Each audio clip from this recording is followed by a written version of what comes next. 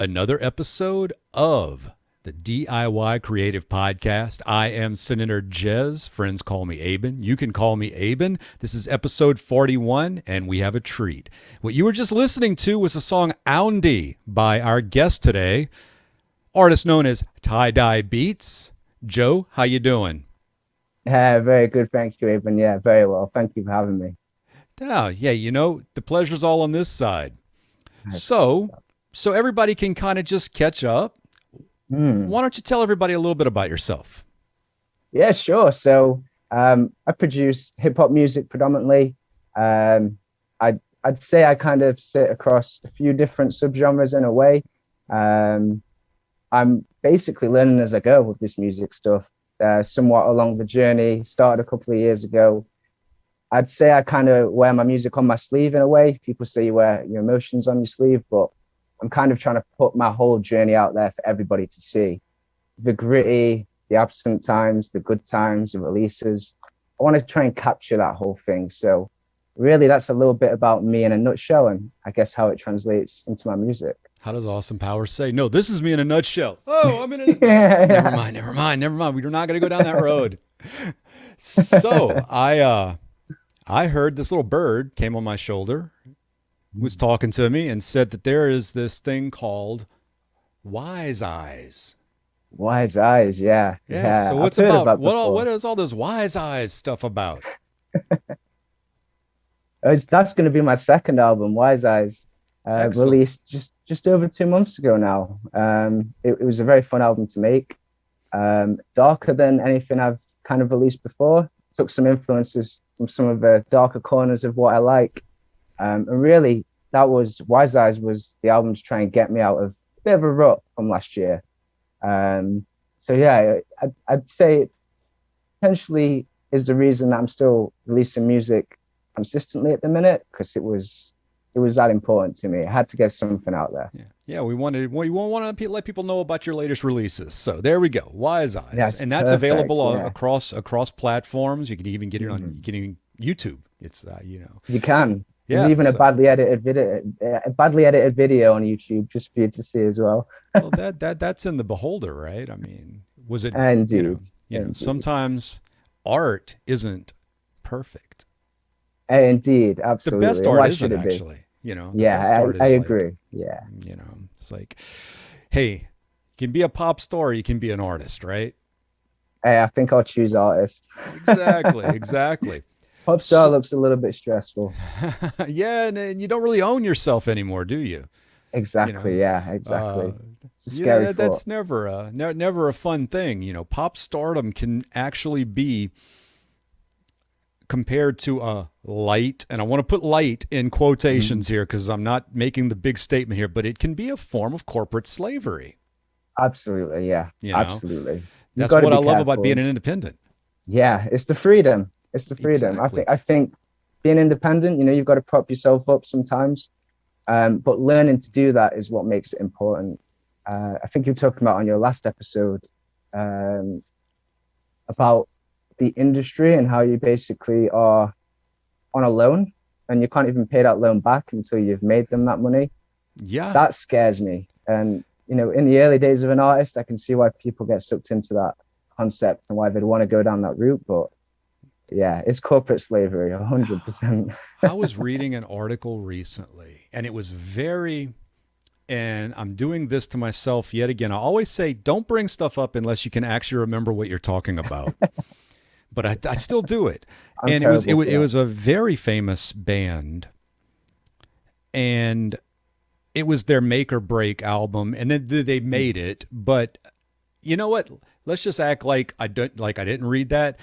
It was just a case in point of a band that you would think would have been very famous. They were very famous. You'd think they would have made a lot of money. They would have a lot, but they were so in debt to their record label that they had a make or break album, and nobody even realized it was a make or break. They were going to break up in debt to the record label, and that's kind of what the mainstream can be at times. But you and I never know that because it's in the label's best interest to keep the mystique up, Exactly. In last episode, I was talking about how you'll see the cars and you'll see this and all, and There are some acts out there that's their stuff, but there are a lot of other acts where that's all from the label to get the mystique Yeah, out, you know? it's So, marketing. give me indie all day long, especially in this climate. When I was younger, when I was a kid, I'm older than everybody that comes on the show generally. Hey, I'll be soon Couldn't do what catching I'm you doing. up. Huh? I'll soon be catching you up. Yeah. Hey, that's the thing. The young people that make fun of old people for being old, the Mm. best you can do is become old yourself, because Exactly. you Yeah, know what I'm saying? exactly. If you hang around in the game long enough, there's no way you dodge getting old. Yeah, exactly. We can hope to get old, right? Exactly, you know. It's Yeah. like I'm shooting now with medicine being the way it is and all. I'm shooting for Mm. 101. Yeah, I think you should as well. I tell you Yeah. what, when you're 101, we'll put out an album together to celebrate. That's right, you know, and we'll call it One More Than George Burns, Yeah. you know, or did he make it to 101? It doesn't matter. He was up there. Either way, If he made it to yeah. 101, I'm going for 102 at least. That way I can put out the album One More Than George Burns. It's perfect. It's actually Yeah, perfect. got to have goals. Yeah. So, Joe, what got you into music? Yeah, so it's been quite a ride, really. It's been quite a journey. So as a kid, I started playing the guitar. I was probably 11. Had like a very plasticky acoustic, got lessons at school. That didn't go too well, to be honest. I kind of didn't enjoy it. I couldn't really, I liked the idea of playing, but I could never really get into it. And the practice was a whole nother thing. So I kind of didn't play with it for a few years. And then right up until I was 25, which was 2 years ago, I finished my job and I was going to Canada and do a snowboarding instructor's course. And I had a couple of months in between finishing my job, going to Canada. And I thought, I'm going to try and finally finish a song because I've tried for so many years to put something together. And it never quite came to fruition. I felt like I was getting in my own way, if anything. So I finished this song, I did that, and I was like, okay, great. And that's not released or anywhere or out anywhere. But I thought, great, I've done a song. What next? And I was kind of stuck. I was like, I don't really have another song to make. And I'm massively into hip hop. So I thought, you know what? I'm gonna try and write something. So wrote some bars down, did it to one of my favorite MF Doom beats, and just tried to get something together, you know, rapping very quietly in my room, trying to make sure nobody could hear me and all that. And from that, I just decided, you know, I'm gonna have to start looking at instrumentals. You know, I quite enjoy this process. How do I go about taking these verses and making it into music? So I kind of set myself the goal when I'm in Canada, I'm going to get my instructor course done and I'm going to work on some music. And lo and behold, we all shared kind of dorms. It was 4 to a room. I walk in on the first day and one of my friends, Lex, who's an amazing musician, amazing artist, he's one of my roommates. And obviously we'd never met before. So it was perfect. He kept pushing me and pushing me, keep writing, keep practicing. We had an open mic at the hostel we were at for a few months. So he kept pushing me to go on that path, and he was amazing for that reason. And then I kind of got home and I was like, okay, time to make this work. I've got to get a job again. I've got to start making my music. And that's where I started creating beats, because I was like, well, I can't afford. I was still on the breadline at the time. I couldn't afford licenses, and the idea of renewing the license and all that stuff, it just didn't quite work for me. So I thought, you know what, I'm going to try and produce a beat so I can rap over it. Started producing the beats, got obsessed, I would say, with that. And that very quickly turned into a passion for just making instrumentals. And I've still got so much hip hop stuff to release, which is all going to come in the future. But that's kind of how I got to where I am. It's been quite the journey. The reasons why I'm into it is, as you know better than anyone, just the feelings you get from it, the satisfaction. Taking something through to release has been life-changing, I would say, not just for music, but in every sense of life. So it's been quite the journey, but I would say I'm very much still on that journey, discovering as I go. And it's a lifelong journey. It is, yeah. Once you get on, it really, I get sad sometimes when somebody gets into their creative passion, whatever that creative passion is, we're musicians. It could be illustrator, a painter. It could be anything, a writer. And we all get in at first purely. Very few people really do get into this saying, I'm going to make $1 million and this, that, and the other, and it's all about business. Most people get into their creative endeavors because they love it. And it makes me really sad when people get into it and then start thinking a little bit too much about success. And then when they don't get to a level that they feel, then they drop off. They've lost all the passion for it. And I always get really sad for that, because one of the things as an independent, this show's all about tips for independence, is you've got to always maintain your passion. So if you're maintaining your passion, then once you find it, then it's a lifelong journey, you know, because you do it no matter what is kind of the point you want to get to. Can't avoid it. Exactly. You can't shake it off. It's beyond a habit at a certain point. Exactly. You know, it's just a part there of all you. day. It's your heart. Exactly. It's your soul. And exactly. I wanted to bring up a takeaway that I got from what you were just saying there. You talked about meeting your friend. It was Lex, right? Lex, exactly. Lex. Yeah. Here's the thing about life. You can have all the greatest intentions in the world, and you have this plan and everything. You have everything written down, and these are my steps.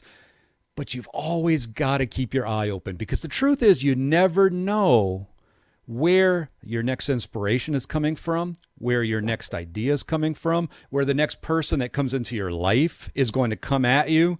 You know, you've got to actually approach your creative endeavors with a sense of almost childlike wonder. Absolutely. Yeah, absolutely. And you've got to be open to all the possibilities. And that's one of the reasons I kind of wanted you on the show, because you have this uber positivity gene about you that, you know, you seem to actually want to spread that, like to give that out to the world.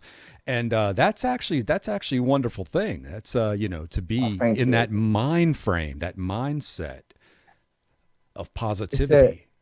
It's an interesting one. I guess my feeling around that is that we all know, people of all ages, from wherever you come from, there's enough negativity in the world, and not just this year with COVID. You know, attitudes, outlooks, and I've been there myself when I was younger, a little bit sour at the world, not feeling fulfilled, I suppose, with the world. And so that's kind of my feelings with that. Is if I'm going to put content out there, it better be positive most of the time. You know, there might be times where you see I'm not quite the same, but I want to try and show that that's a choice. You know, how I wake up initially, I might feel rough, but how I go forward with my day is very much down to me or you or anybody else who's living. So I do hope to spread that, and I appreciate your kind words, Aben, as well. Yeah, well, it's a big deal, because when I was younger, I had a lot of anger issues. And I also was very salty at the world. Like, how, you know, where's mine? When am I going to get mine? Right. Yeah. And I attribute this to age more than anything, not necessarily getting smarter or anything. Just you get to a point where you reach an age and you start to see things a little clearer. You're seeing it clearer at a younger age, which is really cool. And that's nothing that this world can throw at you can toss you off of your well-being and yourself when you look inside yourself for your well-being. If you're not looking externally for the world to fulfill you, if you're not looking externally for the world to give you anything. And I kind of meter how I say that, because some people take that as I'm saying, oh, if you're not where you want to be in life, it's your fault. I'm like, no, you just haven't made the shift to the mindset that you realize no matter where you are, you can be happy if you choose, if you're fulfilled in yourself. Yeah. This has nothing to do with success. It has nothing to do with your bank account. It has nothing to do with any of that. It's just when you are happy and fulfilled in yourself, and you know that it comes from within, then the negative stuff can't shake you that easy. Yeah. You know, it's almost irrelevant, extremely diluted. Exactly. Yeah. And then when you get to that point, you can spread it to other people, you know, because the fact is, people that get aggravated with you because you're positive, they'll go away.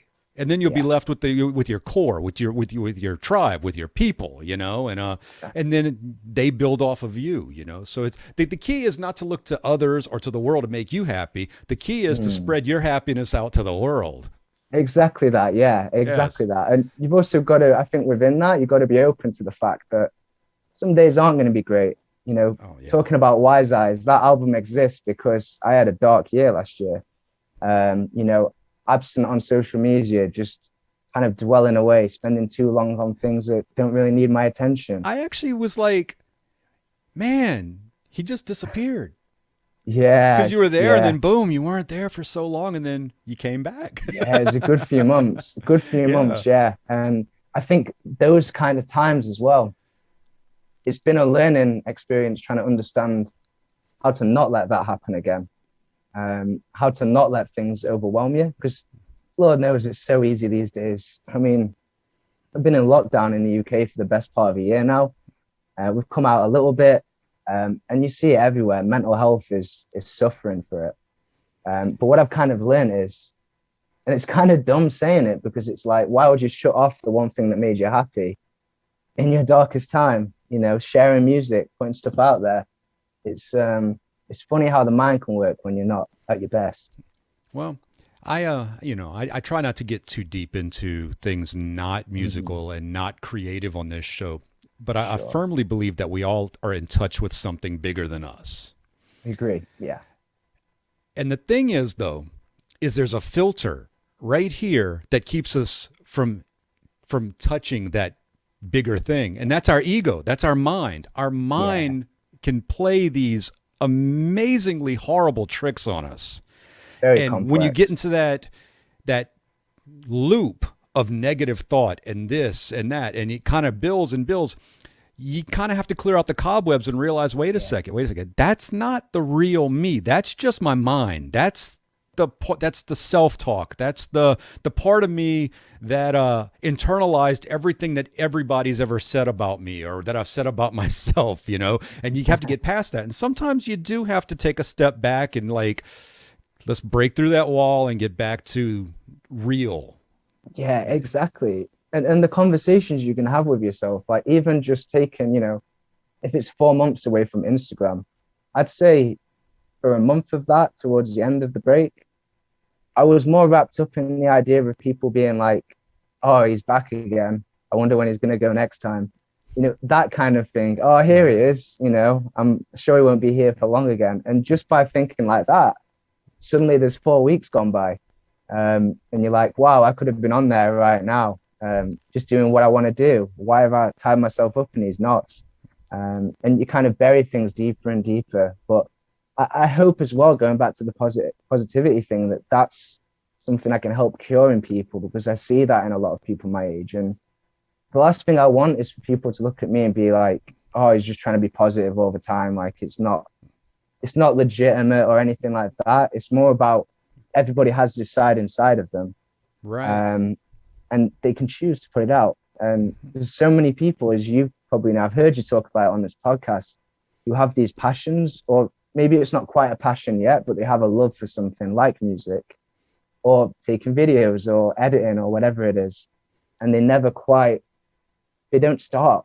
But if they start, they'll have a Fruity Loops project open that has just never quite got to where they could have taken it because they've overthought about finishing the process, even though Yeah. they've created the art already. So Well, yeah, what's important is and if you're listening to this, and we're kind of getting metaphysical now. I yeah, understand that, but it's important to not be hard on yourself because everybody's where they are supposed to be at the moment. yeah, You can't be hard on yourself if you're not in a positive place or if you haven't seen what we're talking about yet, because it's there. You're just not ready to receive it yet. When I was your age, I was a right bastard. When I was your age, I was not a pleasant human being. I had to go through a lot. you know? And Yeah. so I'm looking back at hindsight. That's why I'm so impressed at your age, you know. And I You're appreciate a that. very, very positive, uplifting person, but it took me a lot longer to start to feel this way. And But everybody gets there in the end, right? If they everybody have the gets there. intention. Everybody gets there. And you know, that is sad though. Some people, I guess, don't. And I feel Yeah. bad for those people, Yeah. but I can't take responsibility for those people. You can only be And responsible. yeah, That's another thing. You can only ever be responsible for yourself. It's exactly. you know, it's sort of like if you have somebody that's chemically dependent in your family. You can do everything you try to help them, but until they hit the point where they want to help themselves, they're not going to go over that hump. Yeah. In feelings, in anything, it's the same thing. A person has to reach a point either where they just find happiness, or they're just so sick of being unhappy that And that I they think, look, you yeah, I know, think that they, that's the big one as well. You yeah, spend you enough know, time in the trenches and you kind of get to the point and it's like, well, I can carry on like this, or I can at least try and change something, you know. Whether that will change or not is uncertain, but I can try to. yeah, And just by trying, I believe everybody is already on that right path. exactly. You know, it's always going to be a journey. You know, off that subject, just a second. It Mhm. just hit me while we're talking, inadvertently. I mean, I didn't plan this at all, but my last three interview shows have all been with artists that have a base in the hip hop world. And yet, Yeah, the they have three of actually. I've you seen the last couple. Yeah, could not be more different. I mean, it's true. that Yeah, just let's talk about about how varied hip hop is in yeah. that context. And it's amazing that I just happened to have my last three interviews with people in the hip hop world, and the music is so vastly, wonderfully different. Yeah. It's kind of weird. It's true though. Yeah, because I've listened to at least, yeah, I remember both the guys specifically. Your label mate, and I think his name was Nino, the other guy from Nino memory. Veteran, Nino, yeah, yeah. yeah, And you're absolutely right. Yeah, just hearing the way that people get into hip hop is so different. You know, like it's quite remarkable, really, when you talk about it like that. And I guess that's why the culture is so varied as well, for better or for worse. yeah. You know, there's so many. You've got trap, you've got boom bap, and they're just the basic ones. Like people are emotionally invested to both subgenres to the Yeah. point that they will not even listen to one of the other ones, even though it's hip hop still. Yeah. I It's quite amazing. it's I kind of in talking to more people in the hip hop world, I'm starting to realize that hip hop has a lot of not stylistic similarities, but the reasons for getting into it. Like when I was 13, I got into punk. And I find Yeah, that there's a lot of similarities in why you approach music in the punk world and in the hip hop world. Uh, but I say I was into punk, but I've talked about it on the show many a times. When I was 13, okay, I'm dating it here. I think it was 1981. And I had been in school band and I had a saxophone. Couldn't play it to save my life for it's cool though. reasons That that were not realized back then.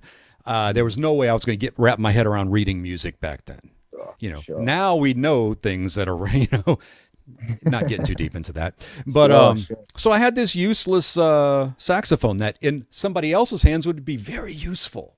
Mm. And I went down and I traded it in for a guitar, and I could do that. My other love was, of course, electronic music. Mm. You know, Gary Newman had come out recently, and Kraftwerk, and I was listening to some Tangerine Dream and Jean-Michel Jarre.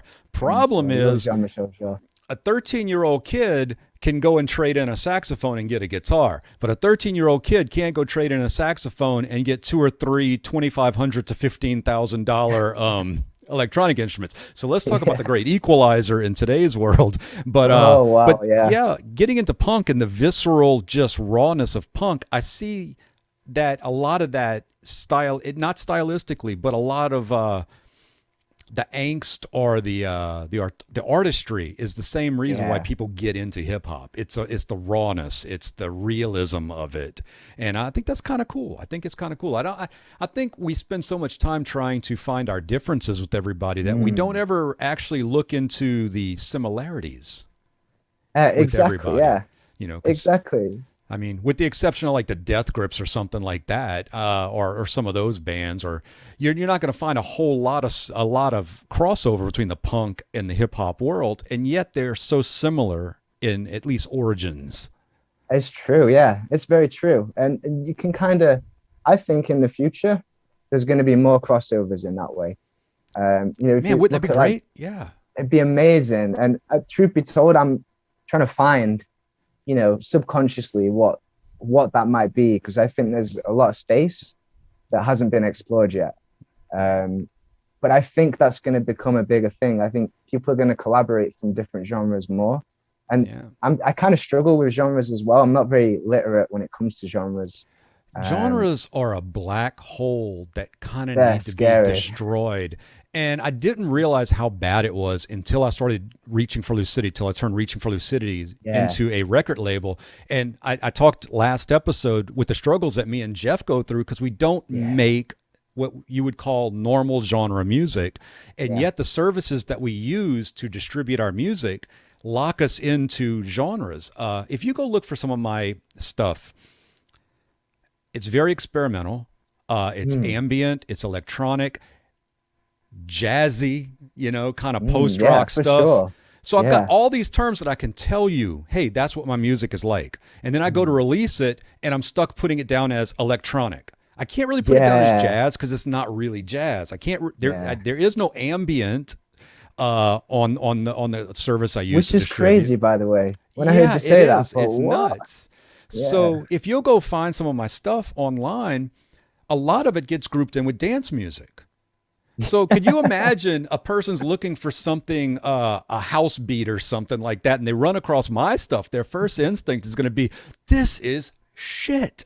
Yeah, this is absolute shit. Yeah. It doesn't mean that it is shit. It means that if somebody was looking for dance music and they found my stuff listed under dance music, they're going to get a shock because it's not. But I kind of get shoehorned in that way. Yeah. So it's very, genres very are bad. I think they are. Yeah, I can kind of understand why they exist. I guess a lot of it was probably marketing as well back in the day. Marketing, yeah. But, yeah. As humans, this is something that I wish that we could like get post, and that's post putting everything in a box. Yeah. Because I think, okay, the elections here in our country recently really showed this. We had two distinct boxes over here. And then they had the rest of us that are like outside the boxes kind of going like, can't we get beyond this? We're people, we're humans. Can't we look at what we have more in common rather than setting up that our whole identity now is that of a politician or a political party, and it's us versus them? Why can't we just go forth with love and accept others? Why is that so difficult? Yeah, the stuff that happened at the Capitol and things. I'm like, it's madness. It's so much better. Life is so much better when you're living with expectancy of being one with others and not separated from others. So genres, boxes, we just love to label things way too much. And then we like to put people against each other on top of that. Yeah, exactly. And if you think about voting for an election, the intention there for every voter, regardless of the side, is hopefully that they want to improve the country. So why wouldn't you want to put those heads together and say, well, let's meet in the middle? Are we really going to spend... distinct impression that this last election cycle, we got way past just wanting to make the country better, and it was tribal. It got straight up tribal. It got, it's quite scary. Yeah. This is me and you're not me, so you're bad. Well, you're not me, so you're bad. And, here's the thing. You have this person, and for whatever reason, you hate that person. You hate their music. You hate their art. You hate what they do for a living. You just hate. But, they have a mom and they may have kids. And the fact is, they're probably a damn decent human being. And there are people that love them. And if somebody loves them, then they're worthy of that, right? So we find the things that we can just zero in on. And it's like, this is why I hate you. Rather than look into the whole thing like, this is why I like you, or I love you, or we can be Exactly. friends, or we can at least sit down and be civil with each other, because Yeah. we like to think that there's a lot more diversity in human beings than there is. There's different cultures. There's different ways of going about things. But okay, I lived in England for 3 years. I lived in Littlehampton, right on the English Channel, Oh, no right, way. right, just west of Worthing. Lived there for three Beautiful. years. I lived in Germany in Berchtesgaden for 2 years. Spent most of my time in Austria, in Salzburg during that time. That's incredible, though. You're well traveled. Yeah, well, getting Yeah. around, it's one of the things that I find that people in my country don't do enough of, is Same, to be honest. getting Yeah. around. Um, and of course, living in Germany, people in Germany love talking about what's different, right? But Mhm. while we're all doing that, while we start to get to know each other, we start to realize just how the same we are. Exactly. Yeah. Because basic motivations are the same. We need to be fed. We need to find love. We need to love. We need to have shelter. We need Yeah. to. That's the same. That goes through all cultures. And that's the stuff that actually we have in common. But Yeah. we don't pay enough attention to that. It's always what separates us. What is it that's Yeah. different? Because human motivations, when you really drill down, this is in arts, which what we're talking about Mhm. here. This is in politics. This is everything. It's just, how do I provide for mine and help make the world a better place? Exactly. That's the way I look at it. And It should be we so spend a lot of simple, time. right? It it should be, right? You know? That's why I always say there's no such thing as bad music. There's only music you don't like. I'm Agreed. trying to take down those barriers, because on the internet Yeah. now, this is something I didn't have to deal with when I was a kid. Uh, Everybody had an opinion when I was a kid, but you couldn't tell the whole world your opinion Yeah. just because it was Tuesday. You know what I mean? It's like this internet thing didn't actually become a thing until I was a young adult. Yeah. But these days, we hear something or see something we don't like. It's not like, oh, I don't like that. It's, you have to go out and scream at the top of the mountains why it's crap, or what's Yeah. wrong You with have it, to or let everybody know. and is that really healthy? Is it? Not Is it unless you're really? singing it.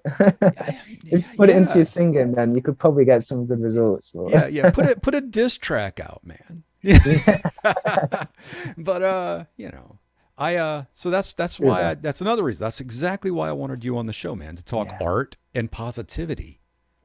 And I think just on that as well, just bringing it back to, being an indie producer, an indie artist, or indie anything, it's, you can look at numbers on, Spotify or YouTube or anything. And if you're not performing well, you can kind of convince yourself that people didn't like the music, even though they just probably haven't heard it.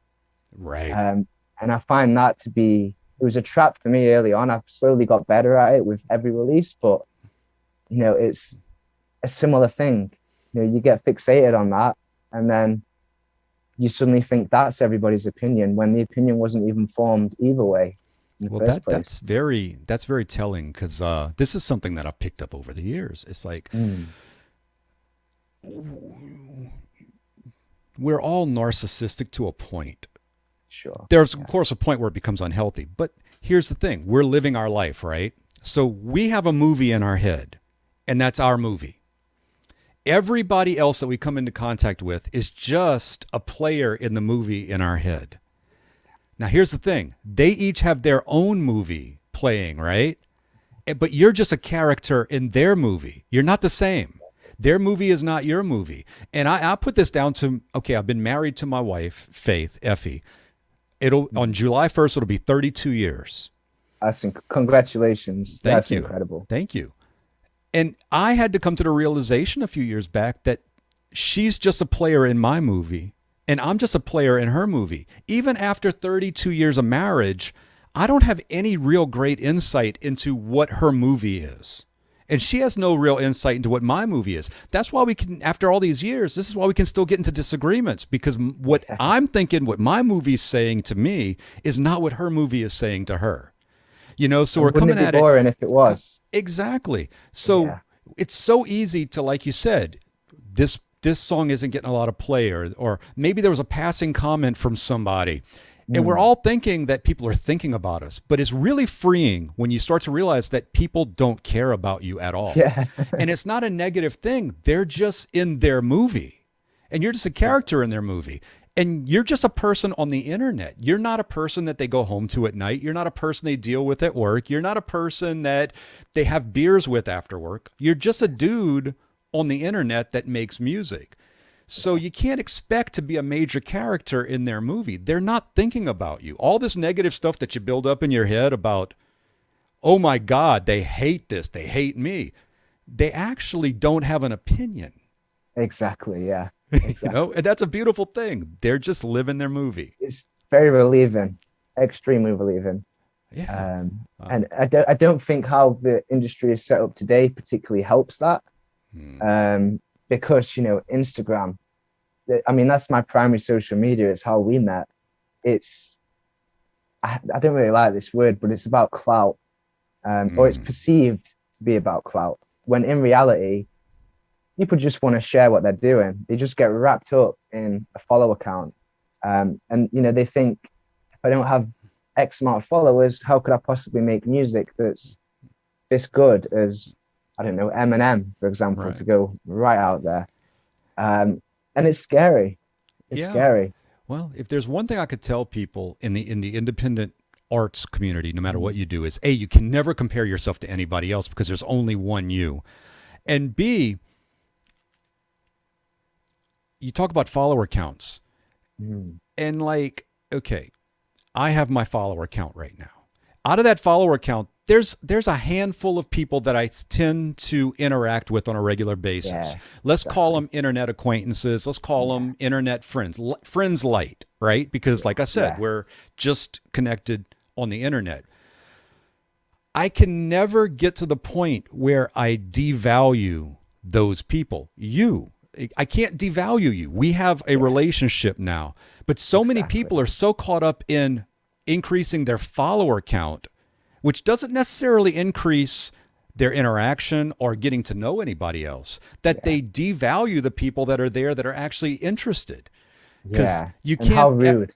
Yeah, you can never disregard the one that's actually in your corner to try to get 10 more or 1,000 more. You've got to stick to the one because that's your true believer. That's your true fan. That's the person that one day will say, if you're lucky enough to get to a certain level, they're like, I was there at the beginning. Yeah, exactly. But so many people get caught up in the vanity of the follower count. And worse, and horrifying is when people start comparing themselves to people's Instagram accounts and they're like, I'm not in Ibiza right now. Look at this person living this life. You have no idea what's behind that person's life. Yeah, exactly. You don't know if they're fronting. You don't know if they're happy in reality. You don't know if they're in that thing where they're trying to get that next 1,000 rather than focus on the ones that care about them right now. Yeah. So it's social media is such a double-edged sword, but Instagram's my main now because it's not as toxic as the others. I don't find. Agreed. Yeah, definitely agreed with you there. It's pretty pictures. It's not as political. It's not people trying to, and it's so easy to ignore people. You don't want. Yes, exactly. Yeah. So Instagram is kind of a breath of fresh air. Yeah, compared to Facebook and Twitter. Yeah, I've never really. When I was younger, I probably had Facebook when I was 14 to 21, something like that. I didn't have any social media before I made the Instagram account, which we met on. It's actually because of my friend Lex that I even got Instagram, because he kept saying to me, dude, there's so much stuff I want to send you. Like, look at this vocal thing. Look at this. Get Instagram. You need Instagram. You need Instagram. And it took him probably 50 attempts of saying that for me to actually get it. But I love it now. I think it's an amazing platform. And the stories, the mixture you can do between audio, video, pictures, text. It's great for promoting and connecting. Exactly. Yeah, exactly. It's kind of like my wife, she'll have her phone and I'll look over and she looks all right. She looks just hanging. And then I look over a little while later and she's like, then I look over a little while later. I'm like, she's like, oh, I'm like, you're on Facebook again, aren't you? She's like, yes. I'm like, we need to get you on Instagram. Yeah, come We over need to to the get you good away side. from that Facebook doom scroll, which is kind of what it is. If you get on Facebook and if you just scroll a few things, you start to get a frown. It's kind of an involuntary thing. You're like, Yeah, it's it's like, subconscious. yeah, it's just like, wow. But Scary. But again, I it think feeds the monster though. it does. And I do think as well, if you feed that monster enough, me being the monster in my own example, then again, just to circle back, that's what can take you to that next step. Because as we said, you have to get in the trenches to actually get out of it. So maybe you join Facebook thinking you're going to become an amazingly successful artist on Facebook, and then you realize you're not. And then you have to go through a whole cycle of, well, why not? And maybe from that, you determine that Facebook isn't for me. And you come over to us in Instagram and we come and look Yeah. after you. And now this isn't to say that Instagram is perfect. It's just Far from. Yeah. better. Yeah, It's exactly. I find that it's not as taxing on my soul. It's like Yeah. I like Westies. I have a Westie. I don't know. I have my thing on. My little Pixie's just sleeping right there. Oh, But I bless have her. this screen on, so you can't see her. She's right there. You'd see her if I didn't have this up there. Oh, So I like bless. Westies. So my feed is filled with musicians, artists, and Westies. That's my Westies. Instagram feed. I can remember a post you did actually a few weeks ago about Westies. Yeah, I'm like, Westies, musicians, and artists. Yeah, What's not to love there? exactly. That stuff that makes you feel good. It's Yeah, nobody's yelling at me because I'm wrong exactly. Exactly. or I'm not And thinking not right. even, and they think that you're wrong, not even that you are wrong. Exactly, exactly. And then, You're yeah, you you're go in the back wrong and pick, box, man. yeah, Got to you get over picked here the in this wrong color. box. It's red. No, Yeah, it's blue. Is it really? yeah. I found your music, man. It said it was dance, and it's not. Yeah. All right, maybe it's time to expand your horizons, Yeah. buddy. Well, hey, so I do try to get tips out there and ideas for Mm, others that they can maybe build off of in their own careers or endeavors. sure. Anything that you would like to pass on to any other independents out there that you may have picked up in your time as you've Yeah. gone through the machinations of Yeah. career and DIY and independence? For sure. Yeah. I think the first thing I would talk about on the technical side for specifically musicians, if you're starting out, like when I started out, my first kind of demo beat tape I did was called Somewhat Snowy. I created that using just loops in GarageBand, trying to put stuff together, trying to understand the process. And from that, I kind of reverse engineered what I do. And I'm still reverse engineering now with my guitar, my finger drumming. I'm still trying to, how much deeper can I go into this? That'd be my first thing, probably for any endeavor, is reverse engineer it, but don't be afraid as well to use other people's work legally, of course, if it's Apple or a cleared sample or anything. But don't be afraid to do that because I know people who wouldn't dare use loops and they're still learning. They've never even made a beat and they think they've got to pick up the guitar and shred and do these crazy hi-hats, and it's just not the case. You can't get to that point if you don't start at the basics. And you can talk yourself out of that any step of the way. So, getting something out, reverse engineering it, and just trying to improve all the time. And that sounds fluffy, but it's genuine as well, because you can sit down and make a beat and I can go on YouTube now and find the most amazing drums, the most amazing piano, the most amazing guitar. I can drag it all into Fruity Loops, change the BPM, and I've got a song. But it's about going deeper than that. For me personally, anyway, it's how was this created? Well, how did that sound get created? I always think like, how did you create a kick sample from nothing? And I still don't know. It's something I'll discover at some point. Is it just, I kind of see it as this block of sound that you're kind of chipping away at until you get your kick sample. And I guess the other thing is balance as well. It's something I've always struggled with. It's something I'm getting better at, but I work full time for quite a big company on salary, so I work late some nights. It's an energy spend. Sometimes you'll see me on my story looking tired, 10 years older than I am. But it's about finding balance and spending the time to actually recognize where you're at, where you could be going, but also the job at hand as well. Setting time aside every night to play music. And if you only end up doing it for 20 minutes, or maybe you make a drum beat or something, notice that that's still success. At least to me, it is. And it's all about achieving that balance. And you're going to have your down times. You're going to maybe disappear sometimes. But it's about always trying to get back to that balance. And it's probably the same for any creative pursuit as well, whether that's drawing or whatever it is. I have a friend, Eric Nisley, and he's an illustrator. He was a guest on my show Awesome. last season, and he's very big on this because people don't put enough attention to this. Whereas talent may be a thing, but sitting down and practicing and doing will get you further than talent ever will. Way further, yeah. There's tons of talented people that have done absolutely nothing with that talent. Yeah. And yet there are people that are kind of hacks like me that I feel like a hack sometimes. Yeah. But we do, doing beats, everything, just doing. Yeah. What you were talking there made so much sense. Everybody starts somewhere. And if you're starting with loops, there's absolutely nothing wrong with that. What you're learning there is arranging. You're learning how songs work. Exactly. You're learning how music works. And then you get this thirst and you're like, but I want to do more than this. And that's when you take your steps forward into making your own beats or loops, or you learn an instrument, or you learn programming or something. And I think a lot of that comes from the fact that people are very mean. You did that using loops. Oh yeah, that's not real music.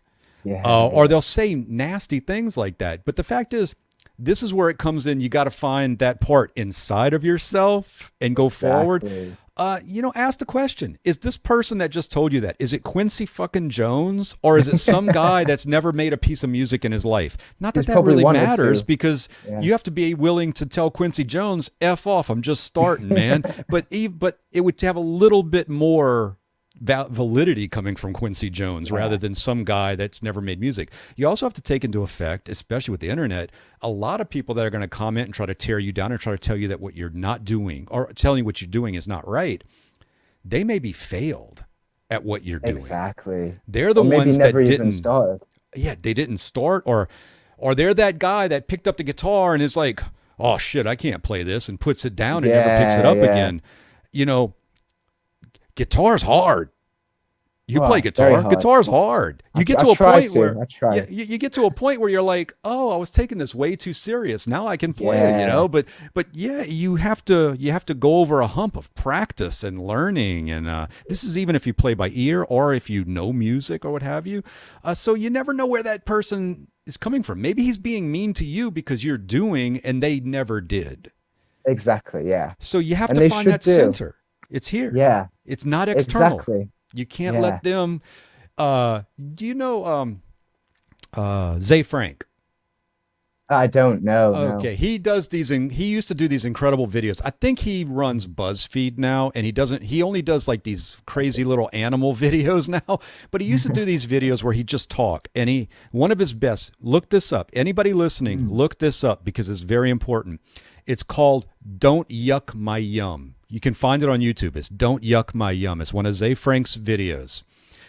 And the whole premise of this is when he was a kid, he loved stickers and he loved collecting stickers. Yet everybody in his family, his uncles, everybody would crap on him for collecting stickers as that's not cool or that's not good. And he basically said they were yucking his yum. That's such a great saying. You should always follow your passion. You got to find that center inside of you so that people can't come by and drive by, yuck your yum. Yeah. It's so true. So I'm going to start using that as well. It makes so Definitely. much sense. Yeah. So if you're at a place and you want to make music and all you can do right now or all that you have, hey, it's an economic thing. You may only be able to afford this digital audio workstation, or you're working on Cakewalk because it's free, and you want to work your way up to an Ableton or to a Logic or something. And no matter where you are, take what you have and do what you can with it, and you'll Exactly. grow as long as you don't quit. That's Quitting the is when that's it's the key. over, you know? That's the key. And that's why you hold the power as an artist as well. Because you can decide whether you mean to or not. Maybe you're in a bad place, but ultimately you can take the key out of the ignition and say, I'm done with this. Or Yeah. you can, coast for a little bit, drop gear for a little bit. It's a 10-mile-an-hour zone, and go a little bit slower. And then you're still on the path. And then when you pick it up again, you can crank it into third, fourth, fifth, Yeah. whatever you want it to be. There's no You got to have failure until faith you in quit. yourself. Yeah, there's no failure until Exactly. you Yeah. quit. Let's say you make something today and even you don't like it. Well, Mm. tomorrow not to do that again. So that's a win. Exactly. And Yeah, let's say you make exactly. something today that's great and tomorrow you're like not feeling it as well. Well, that's fine. You got another tomorrow the next day. And Exactly. you learn each time. There is no failure until, I like what you said, till you take the key out the ignition. Yeah, exactly that. Yeah. You may put it into neutral every now and then, and that's perfectly fine. That's life. Sometimes you're in drive, sometimes you're in reverse. But until you take the key out of the ignition, you haven't failed. You're Yeah. just You can't go doing. either way once the key's taken out. So Yeah, yeah, exactly. and that's a scary thought. I think you got to have faith in yourself. I think it's probably overstated saying that.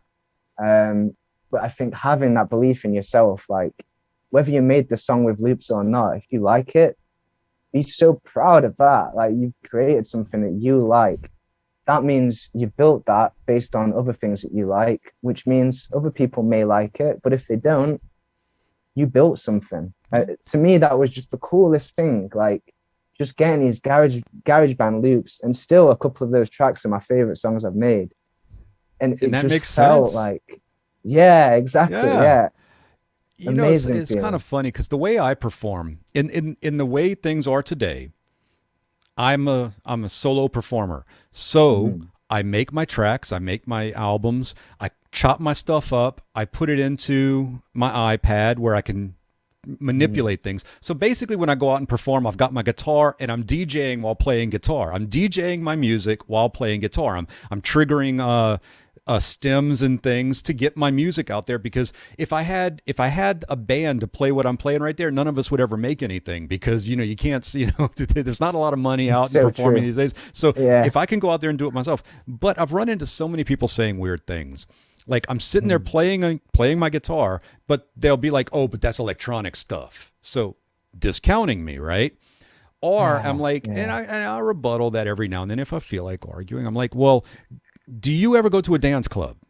Yes. Is there a DJ there? Yes. The DJ is an artist. They're Yeah, not they're not exactly. playing anything. They're Yeah, just playing exactly. music, whether it be theirs or somebody else's. I'm like, so what I'm doing here is that, but I'm playing an instrument on top of it. And then I Hmm. realize, why am I justifying myself to these people and have to find my Yeah. center again? And I'm like, You go in the cycle, yeah. yet again, this is a person who's not doing yucking my yum, Yeah. and all I'm doing is going out and doing. Yeah. You can never look for your validation outside of yourself. It never works. No. Never It's works. full of tricks, full of pitfalls. And you And know who the biggest liar in your life is? Your mom, your wife, your sister, your brother, because they'll never tell you the truth. exactly. They Yeah. either hate you or they're going to love you. It Yeah. depends on your family dynamics. There's no middle ground. Yeah. They're either like, everything you do smells like roses, or everything you do Yeah, is a it's so turd. true. So, Yeah. especially don't look for your validation from those closest to you, Yeah. because they're not objective. And they love you as well. They want to make you feel good. They know Right. what it means to you. But I would Exactly. also say be willing to share it with those people, because you know my mum's probably my biggest fan, which is awesome. She probably knows more of my songs than anybody. So even though don't take too much validity from it, but accept what a blessing that is as well. That people you love can enjoy your art. See, you It's keep it amazing. positive, man. That's why I wanted you on the show. You Yeah. keep it positive, because Yeah, it yeah. sounded like I was going down a negative there when I said that about family and friends and all, but that wasn't how I Mhm. meant it. I meant you can't No, of course, you yeah. can't really put a heavy weight on those opinions is what I was meaning. Exactly. Exactly that. Yeah. Keep it here. Keep it right Yeah. here. And if I'm my first customer, like you can, if I'm producing beats for a rapper, then he's my first customer. But Right. if I'm creating music to just put on Spotify, I say just like it's nothing. Creating music to put on Spotify, which is something, um, I've got to be happy with it. I've got to sit in my room and be like, this is fucking insane. And I can't stop listening to it. And then I go outside and I've got it in my headphones. And that's the worst thing you can do as a producer is keep listening to stuff that's not fully realized yet. Because Yeah. you're going to trick your ears. You're going to start hearing that over the actual song. Well, we were But talking there's about just this love. success, whether your stuff is Yeah. successful or not. And here's the thing that most people don't get. Mm. So you make a song and you like it. So you have a fan already. You're a fan of what you just did. So the key is at that point, you've got to go out and find people that like what you like. That's your tribe. And that's who you share it with. Most people think that you have to make music that appeals to the world. You Oh, it's actually have to make impossible. stuff that people hate. Some Yeah, people have to hate what you're doing. And you have to exactly. realize Yeah. that's fine. Yeah. You have to realize that's actually a positive because you've made something that has some emotion involved. If somebody hates your stuff, that's just as good as other people loving it. Yeah. So it's a good way of looking at it. You don't want vanilla. You don't want beige. You don't want to be a potato, as Yeah. what the Gallagher brothers call each other all the time from Oasis. Call each other potatoes or Yeah. Yeah. whatever. Still Uh, waiting for them to get back together, by the way. yeah, maybe they'll finally end it on stage. Who knows? Yeah, There's a you lot of never know. baggage there. Remember what I said Yeah. about family either loves you or hates you? Hey, very true. Very true. But yeah, so that's probably the thing that you have to find the people that like what you like. Because if you like it, you're not wrong. You're not an idiot. You're making something that somebody likes. Yeah, So find the exactly. other people that like what you like, and And it don't would worry about the people that don't. They don't matter. exactly. It would be arrogant to think that if you don't like something, the other 7 billion people also wouldn't like it. There's kind of an Exactly. arrogance to that. It's a little bit of It's work finding your tribe yeah, and all, but social media is good for that too because you can use filters. You can use, you can exactly. find people that like music that you like, and there's a good chance they'll like what you're creating because none of us create something out of nothing. We're all products of what we consume ourselves. Everything. Absolutely. Yeah. You know, Absolutely. so that's kind of how you have to look at it. You don't have to please the entire world. You just have to find those people that like what you like or like what you do. Exactly. And when you find just one of those people, it's gonna feel amazing. That's Like right. and you know the difference as well.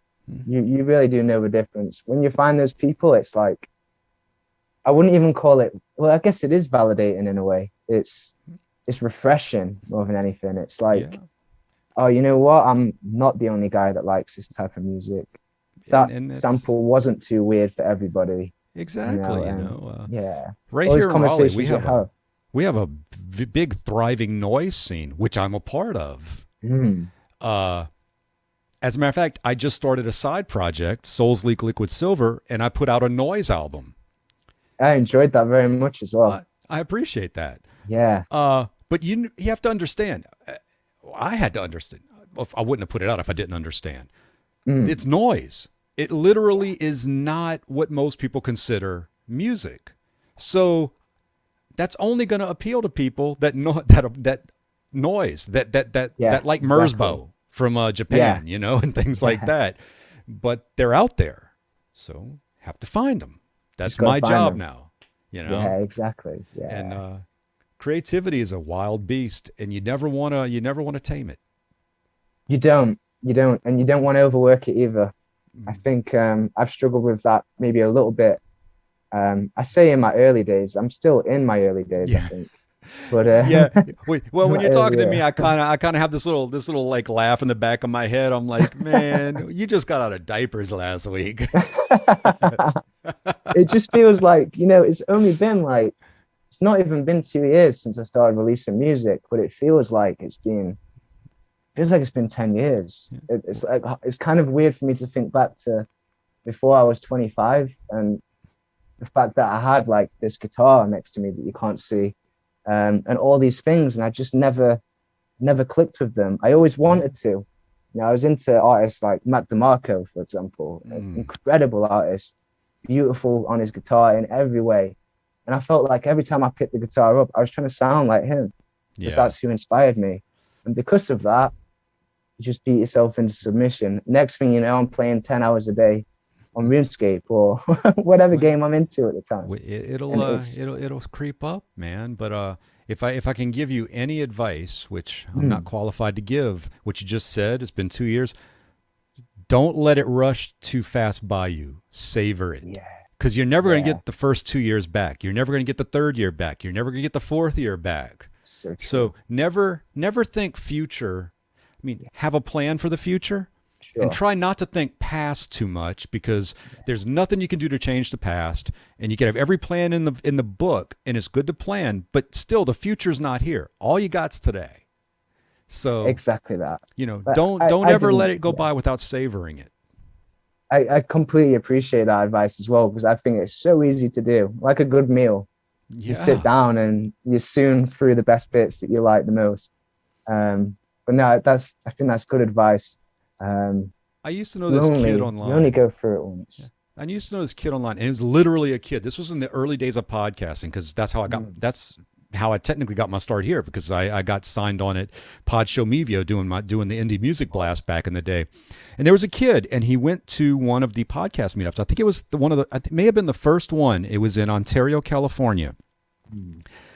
And afterwards, after the thing, he wrote this eloquent blog post. This kid was like 12 years old, and he wrote this blog post, and he says, I have all these pictures, but I realize I only remember the people walking away. Oh, because he was so wrapped up, he didn't stop to savor each moment. He was like, I met this person, met that person, met this person. But he wrote in his blog post, a 12-year-old kid, I only have the memories of them walking away. Yeah, because he didn't stop to think that way. You know, so big scale thing. That's what we have to watch out for as artists. You know, don't. The future's going to happen. The past is behind us. Yeah. Always savor where you're at, because you only actually have control over what's happening right now. So true. Yeah. You know, so true. Joe, man, I think we've had a good conversation. Hey, it's been awesome. Absolutely awesome. I'm so happy you came on, man. I thank you for having me. Very much appreciate it. No, it's you've given a new perspective. You know, I knew you'd have that. I knew that you would have a different take on things. No, I appreciate that very much. Yeah. Well, I'd say that this puts 41 pretty much in. 41. 41 in the bag. Remember, everybody, if you like what you hear here, subscribe, whether it be in your favorite audio podcatcher, or you can catch this on YouTube. I'd appreciate it if you like this, if you would share it as well. And Joe, now's your chance. Tell people where they can get all your stuff, where they can find you. Oh, yeah, absolutely. Well, first off, thank you if you've made it this far. Appreciate you listening to us, Bill. But yeah, you can find my music, Tie Dye Beats, on pretty much any platform apart from SoundCloud. I'm not on there. But you can find me on Spotify, YouTube. If you're on Instagram, you can find me on there as well, which is where I spend a lot of my time putting ideas, jams, and things like that out there. And he responds. Yeah, you know, and that's something else. I feel immense gratitude when people respond to anything I do. So yeah, if you ever want a conversation about anything, hit me up on Instagram, and I will be all ears. All right, man. Well, I guess now it's time to let you get back to your evening. Well, I can see the sun has gone down behind you since we started. Yeah. It has indeed, yeah. Yeah. All right, Joe, thank you so much. Appreciate it, man. Bye. Thank you so much, Eamon. Appreciate it. Thank you.